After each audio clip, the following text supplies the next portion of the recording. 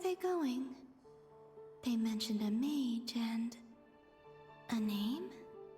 So, Mr. Varka, are you acquainted with this Nicole? Or should I call her Mage N? Not really. We've never met, though she has come up in conversation. From what I've gathered, Alice kinda took Nicole under her wing. Taught her how to speak in a more ladylike fashion, that kind of thing. Huh. Hard to imagine Alice as an etiquette coach.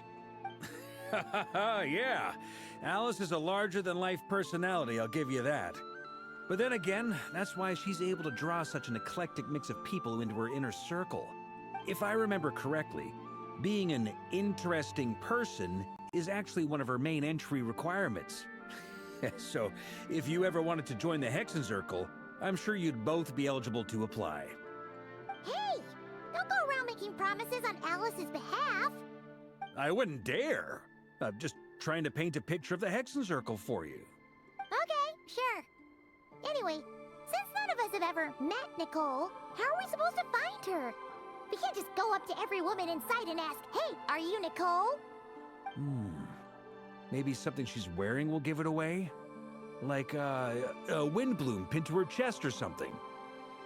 Wait a minute. Alice never said Nicole was from Mondstadt. Oh, true.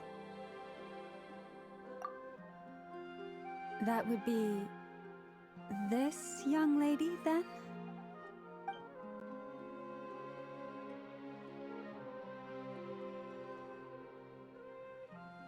Hey there! Sorry to disturb you, but... are you Miss Nicole? Varka, Knight of Boreas of the Knights of Favonius. Alice might have mentioned me before. Mm-mm. Have we got the wrong person? Sorry. Well, this is awkward. When I shook my head, I meant, no, Alice hasn't mentioned you before. Huh? Where is this voice coming from? My apologies. For certain reasons, I am unable to speak. This is the only way I can communicate with you. It might take some getting used to, but I hope you can understand. Hey, it's fine. I'm more shocked by the fact that Alice never speaks about me. I mean, As for you two, we have crossed paths twice before, but it is nonetheless a pleasure to finally meet you. It's really you! Thanks for all your guidance in the past! You're quite welcome. This time, things are different. We have reached the unwritten pages of the story. You might say that we stand at the crossroads of fate. Now then, allow me to formally introduce myself. My name is... No, stop! Alice! I can't believe it! I had a whole speech prepared. I'd agonized over every single word. She always picks the worst moments to ruin other people's plans. I'm so sorry about that. Alice took the liberty of devising some bespoke self-introduction magic for each member of the Hexenzirkel. But I could have sworn I deleted all of the triggering conditions for it. How did it bypass everything? Oh gosh, this is so embarrassing. This is a very different side of Nicole than what we're used to. Is she not used to face-to-face interactions? Don't worry about it. We've seen that introduction magic once already, so it wasn't too much of a shock. Please go on, Miss Nicole. We'd love to hear what you have to say, or... well, communicate. Huh? Are they talking to this lady? But... Will you all promise to forget that horrendously embarrassing introduction? sorry, embarrassing. When? Yes, my name is Nicole, and I am one of a very few angels who have retained both their preferred form and their power. The Traveler and Paimon should be no strangers to this concept. There is another of our kind in Natlan. They call her the Lord of the Night. Alright! Paimon remembers her! Yes. Well, I have retained more of my power than she. It's because I don't have a long-term duty to fulfill. To be more specific... no. We'll be here all day if I get into the specifics. Moving on. If I'm not mistaken, you are here because you wish to learn how one might reach the moon beyond the sky. That's right. Is that something you can give us any guidance on? Yes, I do know a way.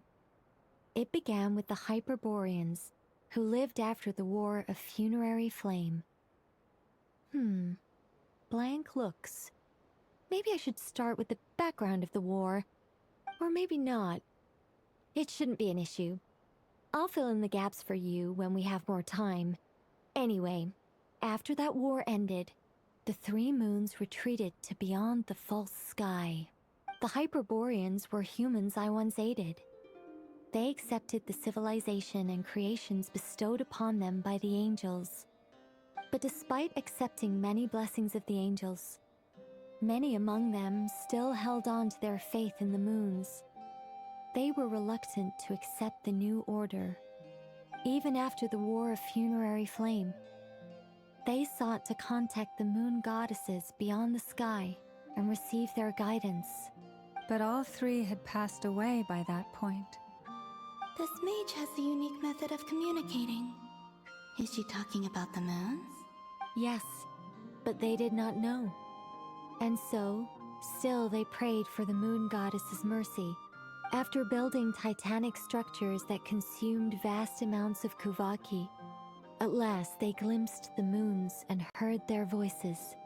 But of course, they were gravely disappointed.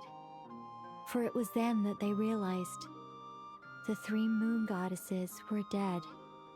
Oh, that's such a sad story. It is. Humanity was in a very sorry state at that time.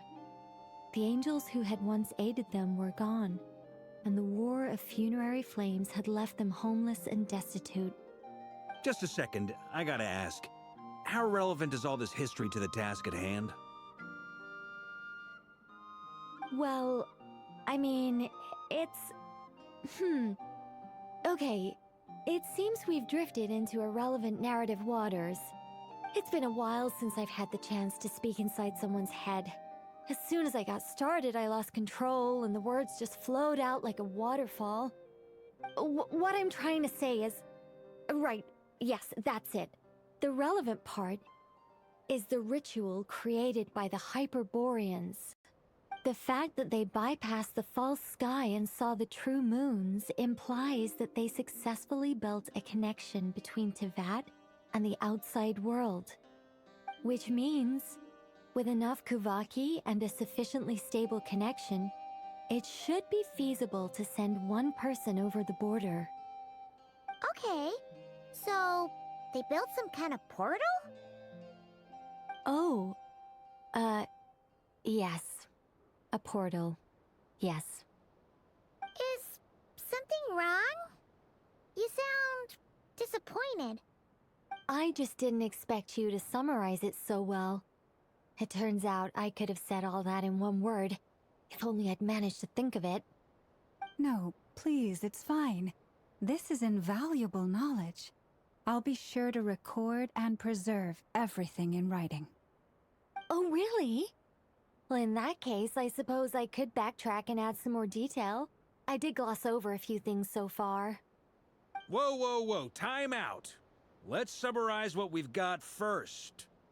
The Hyperboreans were the last ones to use this method, right? So we somehow need to find whatever structure they built and make sure there's enough Kuvaki to power it up. Luckily, we have the moon marrow of both the eternal and iridescent moons, so we're all good for Kuvaki. Which means the key issue we need to focus on is finding the place. Am I right so far? Yes. Although, I expect the structure is long gone by now. That said, what if we could take advantage of the phantoms to travel back to a time when it still existed? Well, travel back isn't quite accurate. It's more like we'd be creating a handshake between 2 points in space-time. We wouldn't even have to pick a time when it still existed. It could just be a time when it still appeared in phantom form via projection, or we could project our own phantoms, fold them together at... You look lost. Was that too hard to follow? Yeah, things got a little, technical there. Paimon's brain is reaching capacity. Alright, let me think about how to put this more simply. Okay, got it. Over the next few days, I'll search for phantoms that we can use. Once I find one that meets the criteria, I'll let you know and we'll regroup. By completing certain rituals, specific individuals will be able to enter the phantom and make it to the Hyperborean structure. If everything checks out, and it looks feasible, we'll just need to wait for Moon Prayer Night, and we can send the Moon Goddess back home. I'm really skimping on the detail here. Is this making any sense at all? I think so. For now, we'll just wait to hear from you. Yes. Basically, yes. Great. Counting on you. In the meantime, we'll focus on finding the Moon Goddess's name. My name? Are they looking for a way to stop me from disappearing? Excuse me, Miss... Go on, Miss Nicole. This conversation was a little all over the place. I didn't catch your name. I am Lauma, of the Frost Moon Scions. Ah, I did wonder. I noticed that you listened very intently when I spoke about Hyperborea and the moon's history. If you'd be interested, I'd love to visit you this evening and go through it again in greater detail. Also, if you were serious about making a record, it would be too risky to simply write down the raw details as is. I would suggest some tweaks. Maybe rewrite the stories as fairy tales or fables, perhaps even prayers. Anyway, we can cross that bridge when we come to it. So, see you later then? Oh, and no need to prepare anything. Just a cup of tea will do. See ya! She seems friendly. It's just... It's so nice to find someone who's actually willing to listen. I've been dying for a chance to finally go through all this systematically from start to finish. Any longer and I'd probably start forgetting it. Now Paimon gets why Alice told us to mind our heads. Ha ha ha ha! What did I tell you? A lot of quirky people in Alice's orbit. Now then, the next order of business is... where do we start looking for the Moon Goddess's name? Maybe the rest of what Nicole has to say might give us some clues. Once I've heard her out, I'll summarize the salient points and share them with you all. I'm also inclined to review our other documents. Yes, our faith was first established by our Hyperborean ancestors, but many of the more factually accurate records are from after Kuthar's birth. Sounds like we're gonna follow Columbina's journey through Teyvat, huh? In that case, we'll start by heading to the Frostmoon Enclave. Sounds like a plan. Take this with you. I'll see about getting in touch with the Fatui. It'll probably just be Arlecchino and Sandroni again. They're the only ones who would want to help. Thank you, Mr. Varka. Don't mention it. Honestly, I'm more comfortable dealing with the Fatui than prying into the details of a young lady's childhood. I should follow them, just in case there's some way that I can help.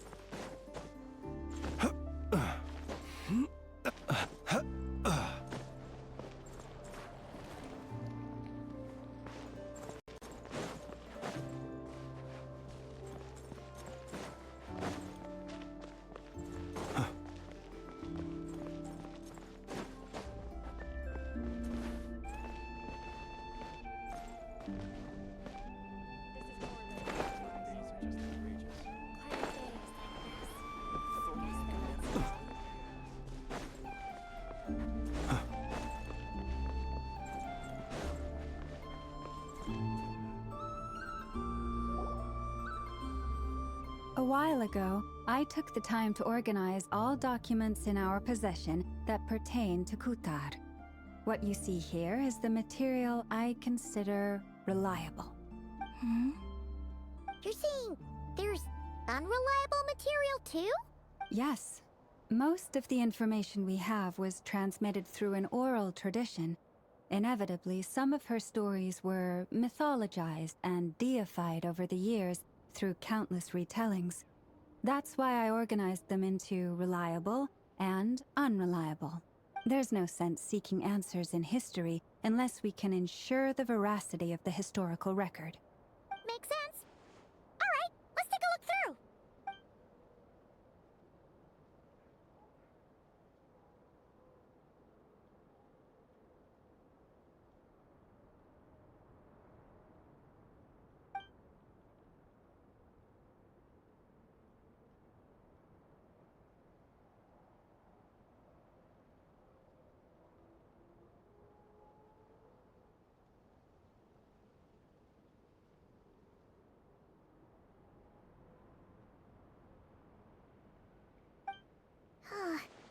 Almost all these records refer to Kutar instead of Columbina. Although neither of those is her real name. Paimon's not sure what point she's trying to make. What we can gather from these records is that the Frostmoon Scions worshipped her as a god, placing impossible expectations upon her. I cannot fault them for their earnest faith, but for all their devotion, worshipping her day in, day out changed nothing. I imagine that none of it resonated with Columbina. It wouldn't surprise me if, even back then, she had already begun to reject the name Kutar and everything it represented. Lama speaks the truth. When I heard them call upon Kutar with hope and expectation in their voices, they may as well have been calling upon somebody else.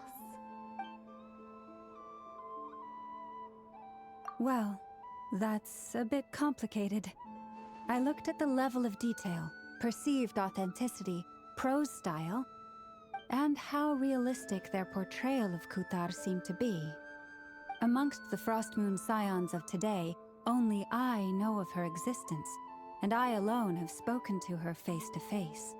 As such, I know that there are certain things she simply would never do. That being said, I have sensed some changes in her lately. Changes? Me? Seems like this is getting us nowhere. For what it's worth, why don't we check the unreliable sources too? Sure. Give me a moment.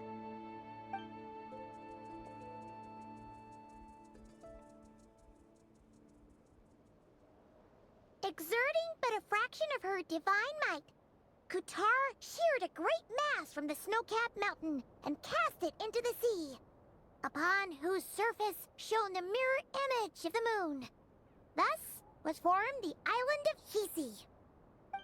Yeah, right. That doesn't even begin to pass the sniff test. The 3 moons are naught but lies through and through. Only one moon has ever shone for us, and Kutar is her name. The vast majority of ancient texts are filled with fanciful tales like these. I trust you understand my criteria a little better now. Kutar did not speak, merely gazing into the distance in silence. And where her gaze landed, this was her prophecy. Clearly, whoever wrote this text never even met Kutar. Otherwise, they'd know that her eyes are always closed. What about you, Traveler? What are you reading? Come on, let Paimon see. The child wished to build a wooden nest with which to shield a fledgling bird from the cold. But being so young and lacking in strength, the child could not snap the branches from the trees. Kutar was passing by. Upon seeing the child, she summoned forth a Kuhenki, who built a beautiful nest for the child. I remember that. Not knowing the meaning of Kutar's divine intervention, the child dared not to respond, and thus ran home to call their parents. But Kutar was gone. The Moon Chanter declared the event a miracle and took the nest as a relic, placing it on high for all to see. The child was named as one favored by the goddess, and was greatly respected amongst the people. Yet, no further miracles were bestowed, and this matter was forgotten in but a few years. Huh. Any thoughts after reading that?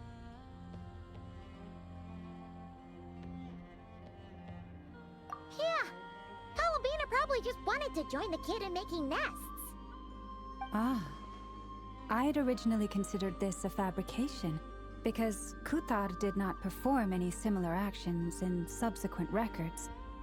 But now that I think about it, it does seem like something Columbina would do. It's just that... She didn't know how other people would interpret her actions. She was probably worried about making things difficult for people. So, she gradually stopped joining in. Yes. Oh, that's so sad.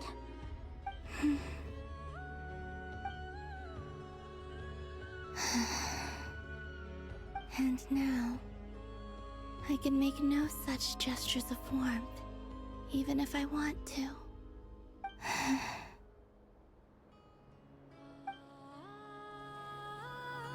Still no name. That's a bit of a shame. But we did learn some interesting stories. That's gotta count for something. Varka said he was gonna set up a meeting with Arlecchino and Sandrone, right? Let's go back to Nasha Town and see how he's doing.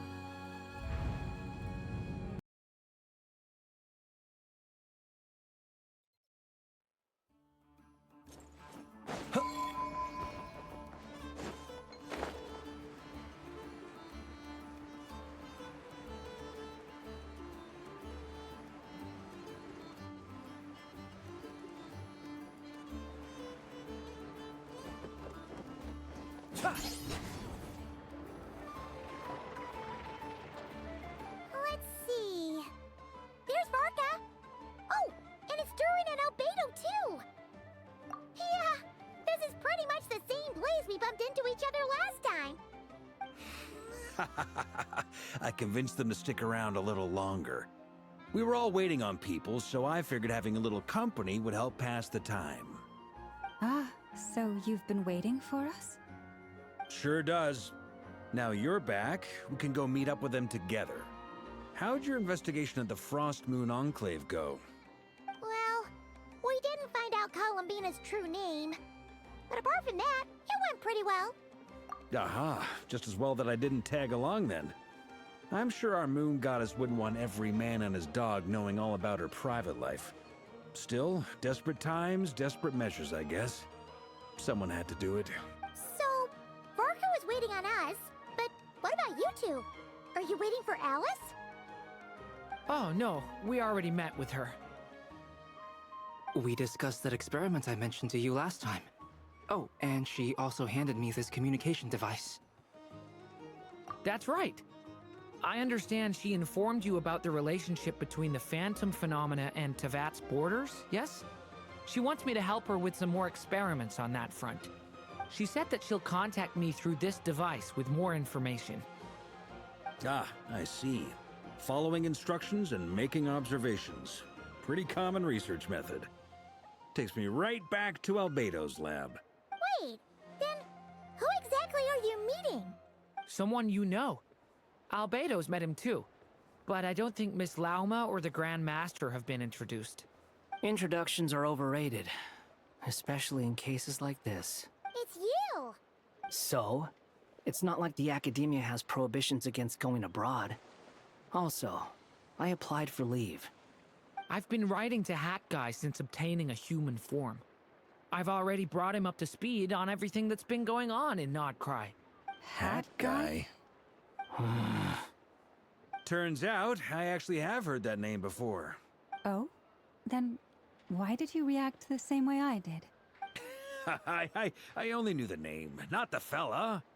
But since we're all here, let's do some introductions for what it's worth. I'm Varka, Grand Master of the Knights of Favonius. Lauma, Moon Chanter of the Frost Moon Scions. And I'm a Driosh from the Vahumana Darshan of the Sumeru Academia. Hat Guy. Good to see you again, Mr. Guy. I believe we last saw each other on the boat ride here. Mind you, the only reason I came here is because there's someone I want to look into. Who's that? The Doctor, also known as Dottore, second of the Fatui Harbingers.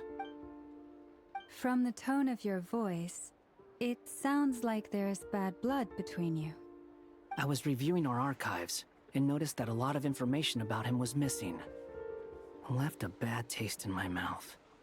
That's all there is to it. Dottore, or Zondique, as he was then known, once studied at the Academia, but he got kicked out before he could graduate.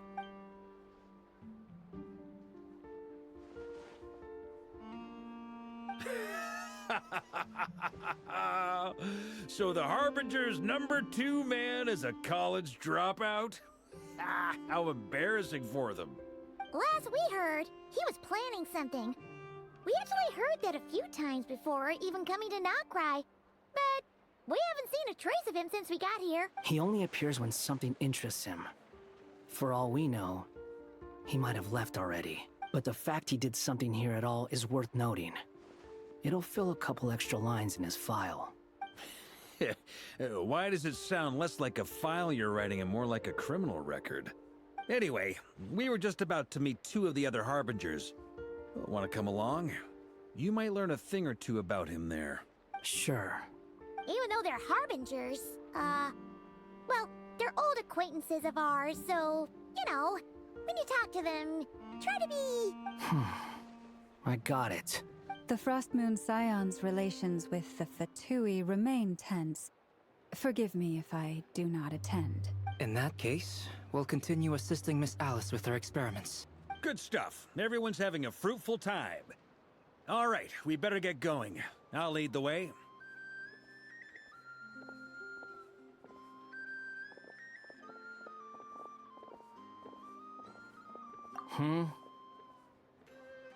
Well, yeah.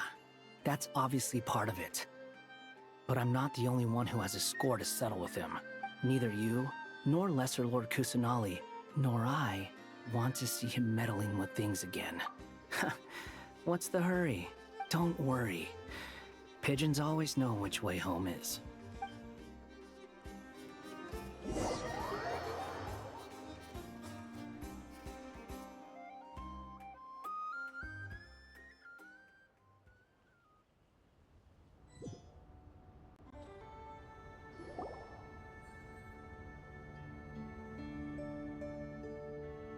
You made it. Who is this? A scholar from Sumeru. They call him Hat Guy. He's an old friend of the Travelers. Wait, this is the Academia representative you wrote about? He doesn't exactly look the part. I believe this will prove my identity. You'll notice it bears the seal of the Sanctuary of Surasthana. Well, what do you know? So it does. All right then. My mistake. It's fine. I expected as much. What? So as I mentioned in my letter, the Academia's got its eyes on Dottore, but this matter remains top secret. Apart from those assisting in the investigation, the fewer people who know, the better. If anyone asks, I'm here in Nod Krai to pursue my personal academic interests. Gotta say, Varka, you did pretty well to keep all this under wraps for so long. Sounds like you got in touch with the Academia about this way back. You flatter me. Where do I even start? Remember that time we fought Rerir at Star Sand Shoal? He sure let me have it then, didn't he? I'll bet Dottore had that all sketched out, with me as his convenient little pawn. He could not care less about us if he tried, but hey! The feeling's mutual. Does Dottore really strike you as the sort who values his relationships with his colleagues? Fair point. Definitely not. Which is why I always keep my guard up whenever he starts making suspicious moves. To that extent, our motivations align. On top of which, I consider you trustworthy people. Now, back on topic.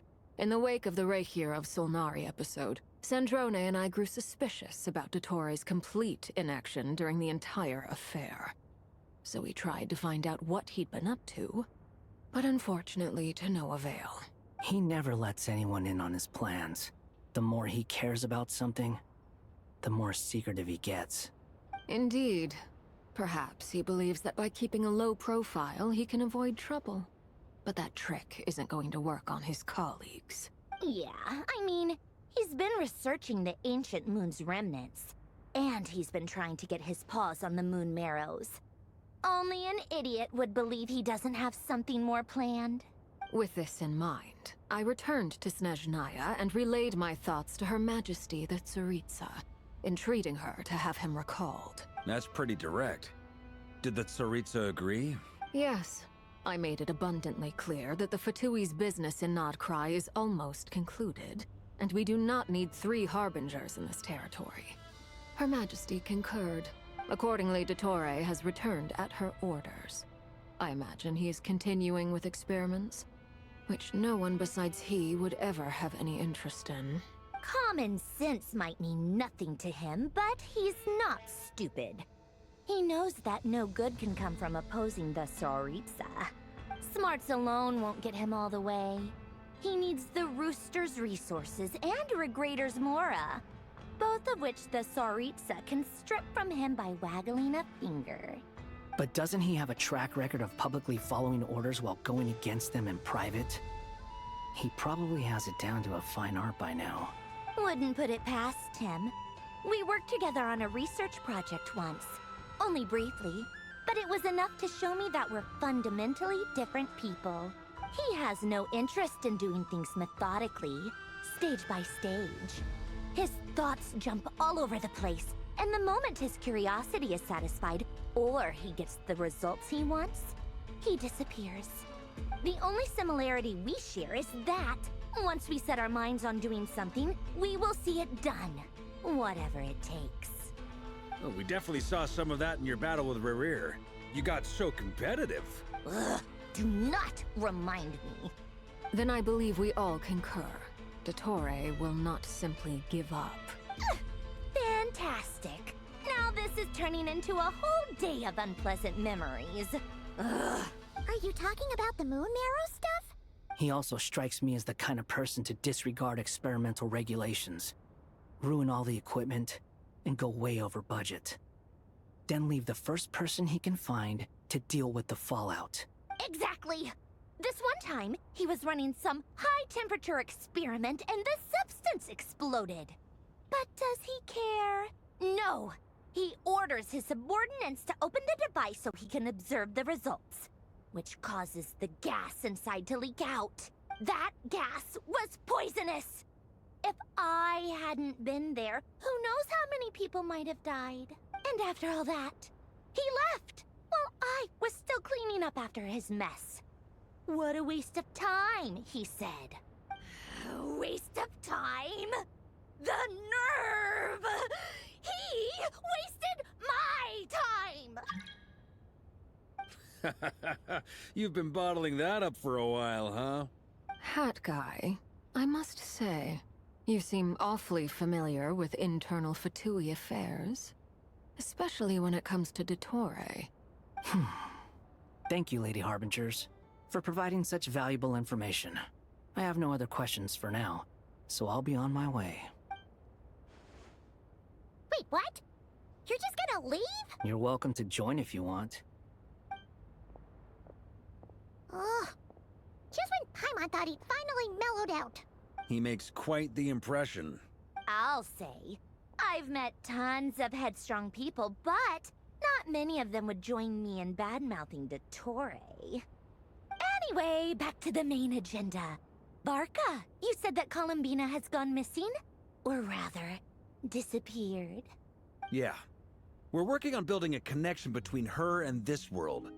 The simplest method is to find out her real name. I've actually asked her that question before, but she said she didn't know. Considering our relationship, I doubt she was lying to me. As far as I recall, she was never dispatched by Her Majesty to claim a gnosis or anything like that. that Tsaritsa's plans had long contained a place specifically for her. I always thought that was weird. What could she do that the rest of us couldn't? Knowing what we do now, it's probably something related to Kavaki, right? More than likely. When she first arrived, Columbina would often go to Her Majesty and ask when she could start the task assigned to her. But Her Majesty always gave the same reply. The time has not yet come. So she spent her days in Snezhnaya doing basically nothing. The Tsaritsa has summoned a beautiful blind maiden to be a harbinger, giving her the third seat by virtue only of her enchanting voice. It was a dumb and stupid rumor, but the reality of the situation made it hard to refute. And what happened after that? I imagine she stopped caring. She no longer seemed to care why she had been recruited, and Her Majesty never gave her any missions. So she just continued to sing in the flower garden. For my part, I was busy. So busy, in fact, that watching someone be that idol had me fuming.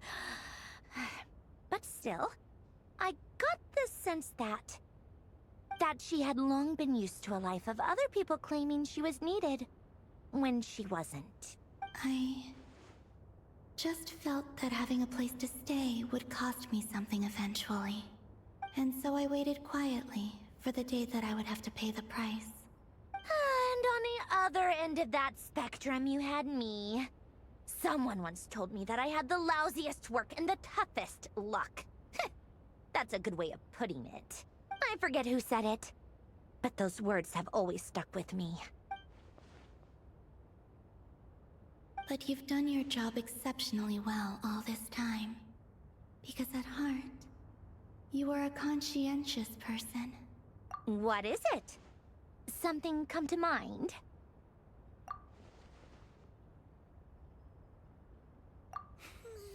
That makes sense. Nothing screams you are needed like your name shouted from across the town. Well, good luck with it. But if you ask me, Columbina is still the most shoutable name. I'm just so used to it now, after all the arguments we've had. I can't be bothered trying to remember another name for her. Nor I. Sandrone. Harlequino.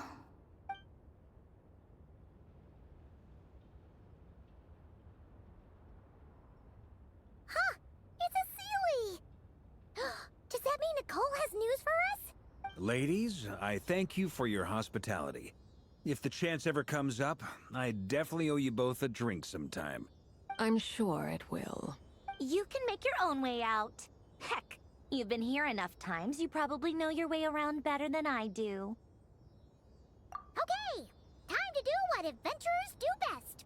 Follow that Sealy!